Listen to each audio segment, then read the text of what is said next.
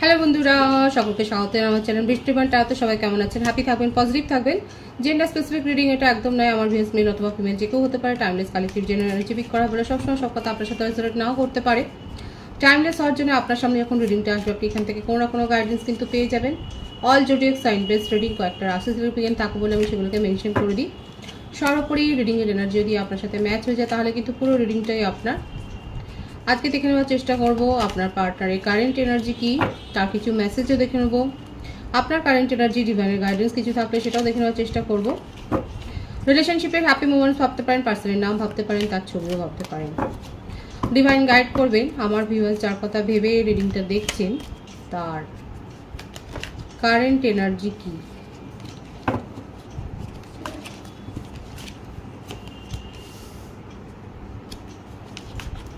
Maturity, mind,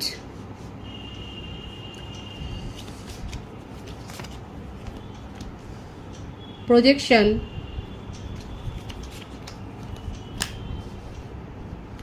inner voice,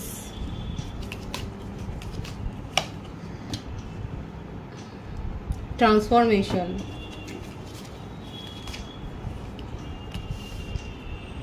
playfulness,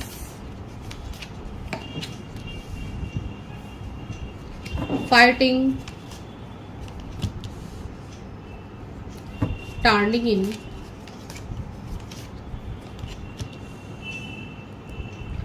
comparison,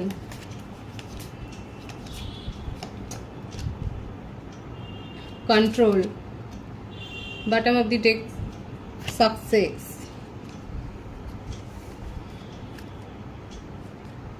Rishabh, কন্যা, মকর, মেষ, সিংহ, ধনু, মিথুন, তুলা, কুম্ভ, কর্কট, বৃশ্চিক, মীন। মীন রাশি, বৃশ্চিক রাশি, সিংহ রাশি,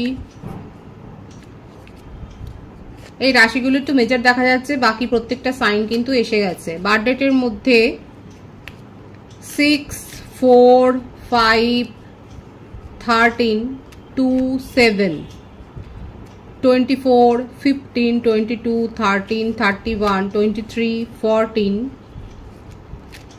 20, 11, 25, 16 ভাইস ভার্সা হতে পারে, এটা আপনারও হতে পারে। বার্থ মান্থের মধ্যে এপ্রিল, ফেব্রুয়ারি, মার্চ, জুলাই, জুন, মে এই মাসগুলো বেশি দেখা যাচ্ছে। আপনাদের মধ্যে হয়তো এজ ডিফারেন্সটা বেশি নেই। স্টুডেন্ট, অফিস কলিগ, অনেক বেশি ঝগড়াঝাটি করেন, মানে আপনাদের রিলেশনশিপ কি আছে, মানে ফাইটিং এর রিলেশনশিপ। দেখুন ফাইটিং এসছে এখানে দুজনেই সম্পর্কটাকে নিয়ে একটা ইম্যাচিওর বিহেভিয়ার কিন্তু করেছে। কিন্তু যেহেতু বটম অফ দি ডেক আছে সাকসেস, মানে এখানে যেটাই হোক না কেন আপনারা এইভাবেই একে অপরের সাথে যে প্রজেকশনের যে ব্যাপারটা আছে যুক্ত। দুজনেই চুটিয়ে অন্য রিলেশনশিপও এনজয় করেছেন, কিংবা আপনাদের জীবনে যে এক্স ছিল তার কারণে যে আপনাদের দুজনেরই মাইন্ডের অবস্থা এরকম, আপনার পার্টনারের মাইন্ডের অবস্থা তো এরকম। সব থেকে বড় কথা, আপনাকে কোনো দিন সেইভাবে স্টেবিলিটি দেননি, অন অফ সিচুয়েশন তৈরি করেছে। ওনার জীবনে কোনো বেস্ট ফ্রেন্ড কিংবা রিলেটিভসের মধ্যে কেউ, কিংবা ওনার বাড়িতে কোনো ফেমিনিন এনার্জি, ওনার মাও হতে পারেন, আন্ট হতে পারে, কেউ না কেউ আছে যার প্রভাব আপনার পার্টনারের উপর কিন্তু বেশি। আপাতত আপনাদের মধ্যে পুরোপুরি সেপারেশন, ট্রান্সফরমেশনের মধ্য দিয়ে যাচ্ছে, আপনার পার্টনারও যাচ্ছে, আপনিও যাচ্ছেন। এবং অ্যাকচুয়ালি উনি বোঝবার চেষ্টা করছে যে এই সম্পর্কটা নিয়ে এখন কি ভাবা যায়।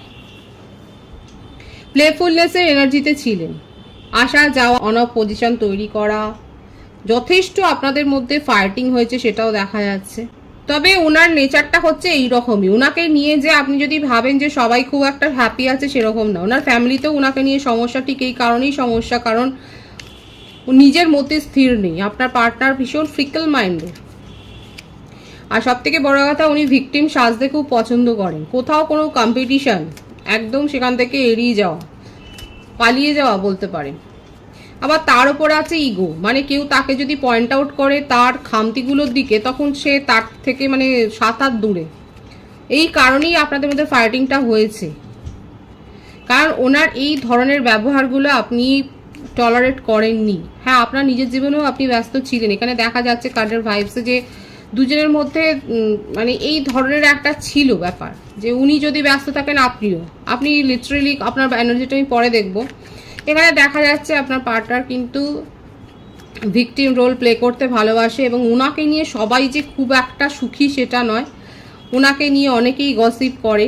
আপাতত কার্যত বলবো উনি মুখটা লুকিয়ে আছে। ওনার জীবনের পারিপার্শ্বিকতা যে ঝড়টা দেখা যাচ্ছে, ওনার উপর যে মেন্টাল একটা প্রেশার পড়ছে, সেইটার থেকে বাঁচতে উনি এখন নিজেকে খানিকটা আইসোলেট করে রেখেছে। দেখতেই পাচ্ছেন উনি নিজেকে খানিকটা আইসোলেট করে রেখেছেন, হয়তো কোথাও বেড়াতে গেছেন, সেটাও দেখা যাচ্ছে। তারপর নিজের ইগোর থেকে বেরিয়ে উনি কিছু করবেন, কারণ আপনার সাথে সেপারেশন আছে। মনের মধ্যে যতই যাই চলুক না কেন, কারণ এখানে উনি চান যে আপনার মতো কেউ যদি তার জীবনে থাকে তাহলে তার জীবনটা শুধরাবে, এটা উনি খুব ভালো করে জানেন, কিন্তু আপনাকে পাত্তাও দেবেন না। এই সত্যিটা স্বীকার করতে চাইছে না যে আপনার উপস্থিতি, আপনার প্রেজেন্স তার জীবনে কতটা গুরুত্বপূর্ণ। এই ব্যাপারটা কিন্তু উনি একদম মানতে চাইছেন না। উল্টে উনি কি করছেন, উনি ফ্লার্ট করে যাচ্ছেন।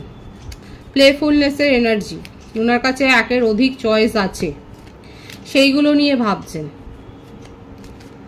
সেইগুলোকে এনজয় করার চেষ্টা করছেন এবং উপভোগ করারও চেষ্টা করছে, কিন্তু আলটিমেট কি হচ্ছে, আলটিমেট কিছু হচ্ছে না। সেখান থেকে উনি নিরাশাই পাচ্ছেন, কারণ উনি খুব ভালো করে জানেন যে আপনি যেভাবে উনাকে কন্ট্রোল, মানে আপনি যেভাবে উনাকে সাথ দিয়েছেন, যেভাবে সাপোর্টটা করেছেন, সেই সাপোর্টটা উনি পাচ্ছেন না।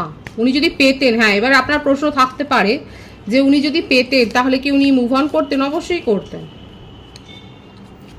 কারণ উনি যেখানে থাকবেন ওখানে উনি একাই থাকবেন। মানে উনি 4টে জায়গায় ঘুরে বেড়াতেই পারেন, বাট উনি যার সাথে থাকবেন সে শুধু তাকেই ভজনা করবে, তার সাথেই থাকবে, এই ব্যাপারটা জানেন। মানে আপনি যেহেতু টিট ফর ট্যাট করেছেন, কারণ ফাইটিংয়ের এনার্জি এসছে, আপনি তার অন অফ সিচুয়েশনের জবাবে আপনিও যে তাকে ব্লক করেছেন বা আনফলো করেছেন বা এই ধরনের সেপারেশনটা ক্রিয়েট করেছেন, এই ব্যাপারগুলোই তাকে একদম পাগল করে দিচ্ছে। আপনি যত সেপারেশন ক্রিয়েট করছেন তত উনি আপনার প্রতি অ্যাট্রাকশন অনুভব করছে, এবং আলটিমেট তার ফল যেটা হবার সেটাই হচ্ছে যে উনি কিন্তু এটাই ভাবছেন যে আপনার সাথে রিলেশনশিপটা যদি গ্রো হয় তাহলে ভালো হবে, কারণ উনি আপনার সাথে রিলেশনশিপটাকে এনজয় করতে চান, একটা সাকসেস চান, সেটাই কিন্তু দেখা যাচ্ছে। এবং দেখুন এই এসছে এবারে যে উনি অ্যাডজাস্টমেন্টেও রাজি, সেপারেশনে আছেন বলেই এখন হয়তো এইসব কথাগুলো মনে হচ্ছে, কারণ বারংবার আপনাদের মধ্যে অন অফ সিচুয়েশন তৈরি হয়েছে, হয়তো বারবার উনি এইভাবেই ফিরে এসছেন। এটাও হতে পারে এই সিনারিওটা, দেখুন কালেকটিভ এনার্জি, আপনি অন্য কোথাও রিলেশনশিপ গ্রো করবেন সেটা উনি চান না, এবং সেই কারণেই উনি আপনার কাছে ফিরে আসতে চাইছেন। এটাও কিন্তু একটা কারণ হতে পারে উনি আপনার কাছে ফিরে আসার, কারণ উনি চান না যে আপনি ওনাকে ছাড়া আর কাউকে ভাবুন বা আর কাউকে প্রায়োরিটি দিন, নিজের লাইফে ইম্পর্টেন্স দিন, এবং সেই জন্যেই উনি কিন্তু এই ব্যাপারটা কিন্তু এসছে। এবার বাকিটা আমার ভিউয়ার্সরা যাচাই করে দেখবেন, কারণ উনি এই কারণে আপনার সাথে একটা সাকসেস চান এবং এটার জন্যই উনি আটকে রাখতে চান। এখানে যেটা দেখা যাচ্ছে পজিটিভলি উনি আপনার সাথে কিন্তু যোগাযোগ করতে চায়, নিজেই সেপারেশন ক্রিয়েট করেছিলেন কিন্তু নিজেই আনব্লক করবেন। যদি আপনারা ব্লক না করে থাকেন তাহলে দেখবেন যে উনি আনব্লক করে আপনার সাথে কমিউনিকেশনে আসবেন। নেক্সট 24 ডেজ ম্যাক্সিমাম বললাম, 24 ডেজের মধ্যে একটা কমিউনিকেশন তো আপনি আশা করতেই পারেন ওনার কাছ থেকে, কারণ আপনাকে খুব মিস করছে, আপনাকে নিয়ে পজিটিভ হয়ে যাচ্ছে, আপনাকে নিয়ে জেলাসি ফিল করছেন। হতে পারে আপনি হয়তো এমন কোনো ডিপি দিয়েছেন বা স্ট্যাটাস দিয়েছেন যাতে ওনার অস্তিত্ব কিছু দিক, হয়তো আপনি আপনার স্ট্যাটাস থেকে ওনার নামও মুছে দিয়েছেন। এটার জন্যই উনি এত বেশি জেলাসি ফিল করছেন যে উনি আপনার জীবনে ফিরে আসতে চান, রিএন্টার করতে চান, এবং আপনি অন্য কোথাও যাবেন না, এটাই উনি চান। এটাই তার কারেন্ট এনার্জিতে কিন্তু দেখা যাচ্ছে, এটাই প্রতিষ্ঠা করছেন উনি।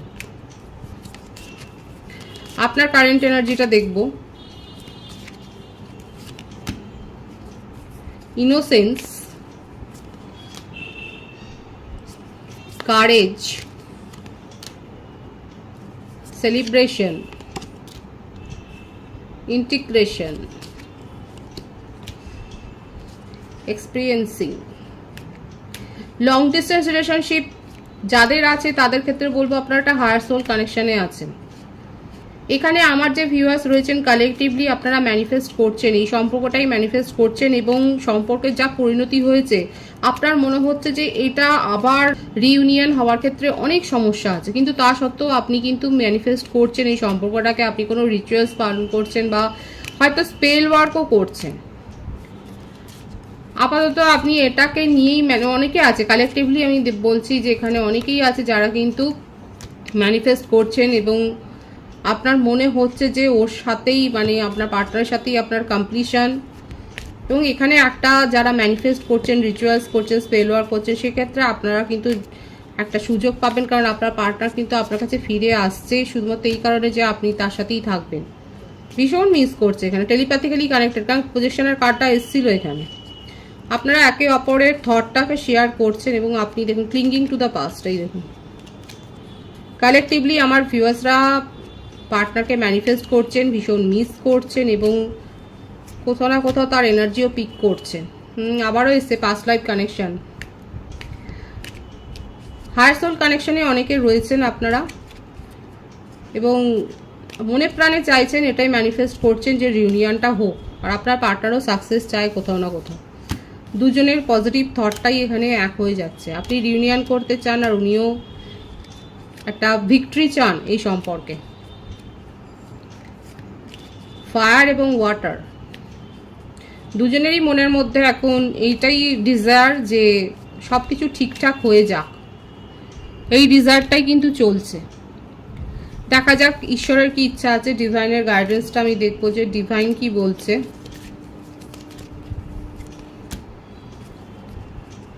Isolation, the rebel, nothingness,